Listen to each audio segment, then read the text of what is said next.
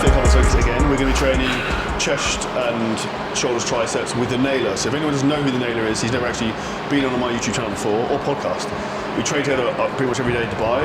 So I've dragged him to Las Vegas for an event we have this weekend. So he's going to be going through the session. He's slightly psychotic as well.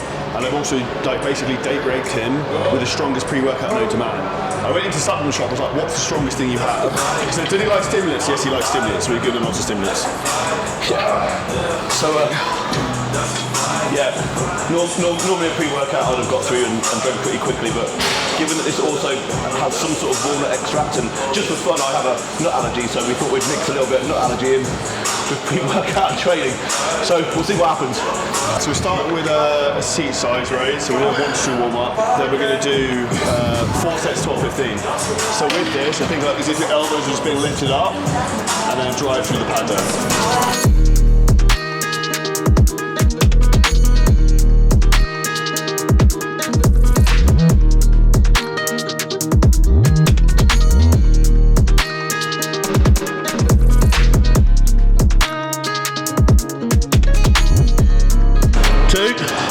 Big one, let's go.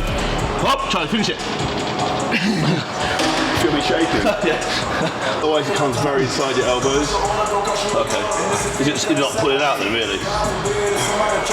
See, a lot of people have like, Nick used to help me with my training, was like, you need to stop doing that. But like, it's comfortable for me. If it's comfortable, just do it. But like, that's why my upper chest is very developed. Only you know where you want limbs to be. There, right? Yeah. And like, that's why my upper chest is very developed, because I press through my top.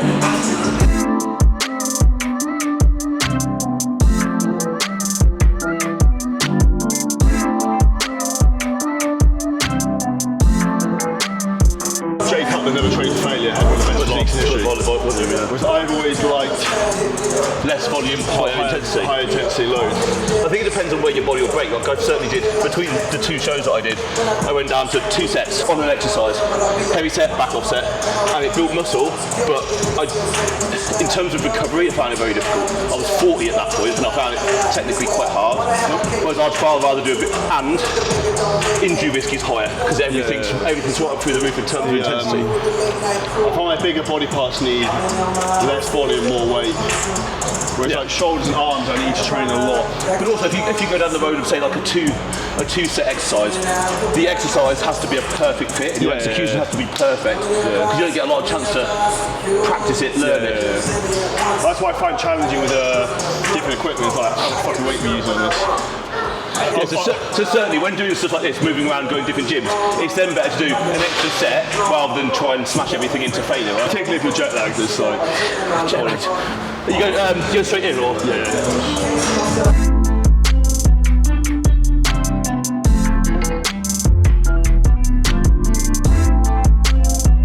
That's a really nice machine. I find a lot of chest presses very jointy, my elbows, where that like glides in. There's not many that converge on a path like this that feel quite right. Yeah. They normally converge. They're either too movable, or too thick and fixed in the wrong place.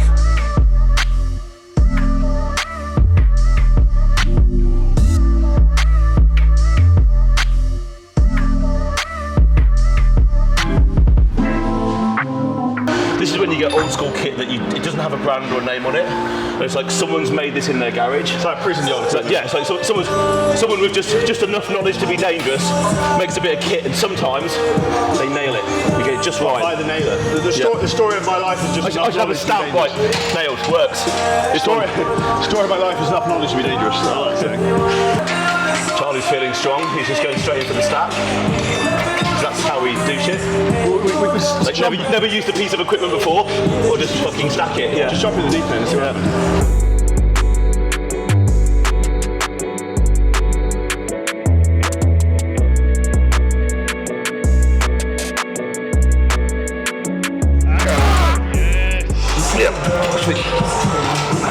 Yeah, it's a little front out, isn't it? It's because the arc of the machine comes through. It's a big mistake a lot of people make on the dip machines. So the seat's too high, so they can't actually get enough range to come down. So, see now my elbows are nice and high, that's like the stretch position, and I can drive through. So if you're not getting enough range up, you need to drop the seat down.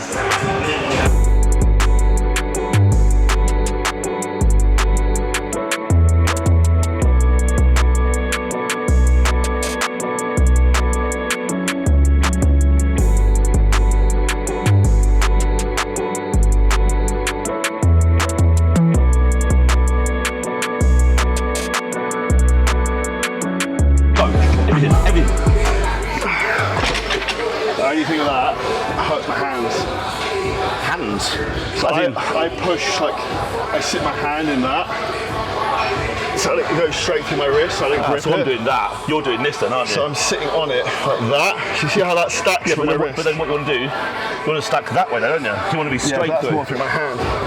So I'm trying to put the weight into the bone of my. The reality is some of these things, as you progress them, you can't then not, right? Yeah, it's a friction point, right? Like your palm's not designed to apply that much force, so.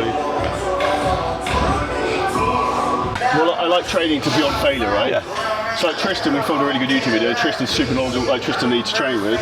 But Tristan, I find it difficult. He didn't want me to spot him because he's very like meticulous on failure points. Which you not understand. 100%. But I just like going. There comes a point where it's like, well, I can't go any further. But even if it's down, negative back up. Yeah. Then that's proper technical spotting. Yeah. Or there's which is what we try and do, to try and keep the thing moving. Yeah, momentum, right? Like those 2 reps you've done properly, probably account for the 10 reps prior, right? Okay, so we finish off session with some direct tricep work. So we're doing a single arm press down. We're doing single arm so we can focus on each arm being maximally developed. Tip for this, try and keep the elbow tucked in. And when we come through the press, try and stand up. And don't let the elbow move. So the only thing that's flexing here is my forearm. My wrist's not moving. Just the angle of my elbow.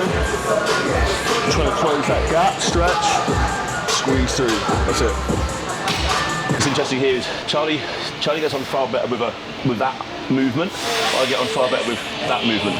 Like, not a lot of difference, but if I do it this way, I get more wrist pain, and two, I just don't get the same kind of activation. So interesting, if I go this way, I get far more short head.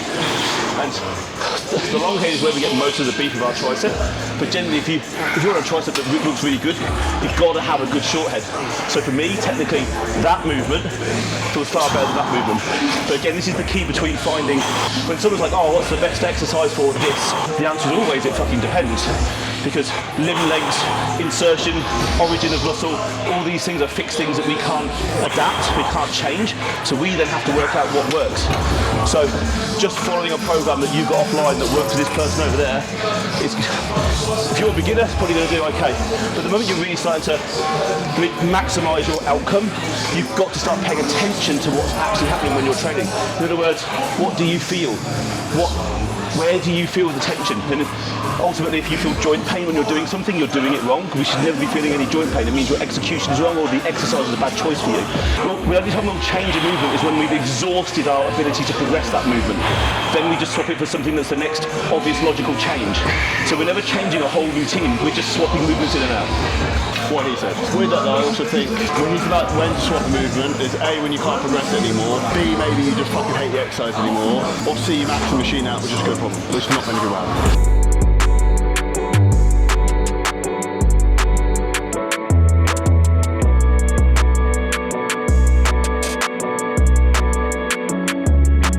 Their technique of giving the finger, right? So that's like when you can spot yourself and take yourself to a failure point, you do a single arm, you can actually use your other hand. So that's an easy tip. So we're just saying we use a lot of prime equipment, which gives you the ability to adjust the resistance profile of the machine to either make it more difficult out here, make it more difficult or equally difficult the whole way through, or make it more difficult here. Now, the reason to make it more difficult here, not so many. Again, as we're fully contracted, we want it to drop off. And what we're saying about this is it doesn't drop off. So it's feeling really heavy because when we're getting to our weakest point, there's no drop off in terms of the resistance to us. And we're used to using prime and dropping equipment off.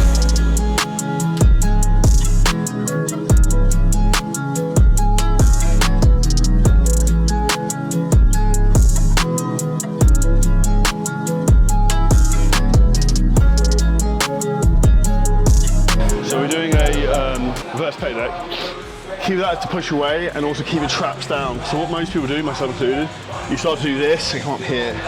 So we keep traps down, protract your shoulder, push your hand away, and come through that position there. We're also having a competition with a local woman here to see if we can beat her.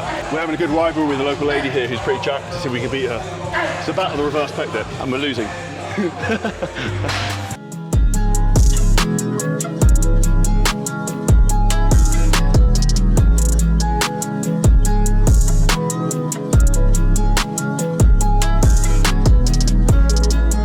Okay, so session finished. I'll ask everyone a question. Andy loves training chest. Every time we turn up to train, it's like we're doing like 4 chest sets for some reason. What's your favourite tip for people to build a bigger chest? I think it depends on, I think for me, frequency works particularly well. For some reason, some people can train, like I could train legs once a week and make a lot of progress. Maybe I'm lucky in that way. For me, frequency with chest. So this idea of a bro split, you think about train everything once per week. So let's say you train chest once per week, that means you've got 52 chances to make progress in the year. Well, if I train chest twice, I double the opportunity for progress. That is one simple thing that could, you're making progress twice as quick. Now, you could then train, like I actually train chest 3 times per week, but one of those is just like a top-up. So I get a lot of frequency, which also means chest has been historically an area for me that I've been difficult to connect with, which means I need more practice. If you have a body part that you struggle to feel and connect with, you just need to do it more often. Like if you needed to learn to play the piano, would you do it once per week? No, you try and do it every day so you learn quicker. So I think my tip is probably, I could say all sorts of things here, but I think frequency. Do something more often, practice it more, get better at it. That would be my chest training tip of the day. I'd say marry that with controlling your sternum position. So a lot of people will roll in and then let the traps come up. So if you can learn to imagine you have like an imaginary piece of string that keeps you in that position, and then you press through that range of motion. Like what's on top gets work, so you can keep your chest on top. That will work. That'll get bigger. I hope you guys enjoyed the video. Smash the like button, drop a comment below. I'll drop Andy's Instagram below so you can give him a follow. Subscribe to the channel. We'll see you next episode very soon.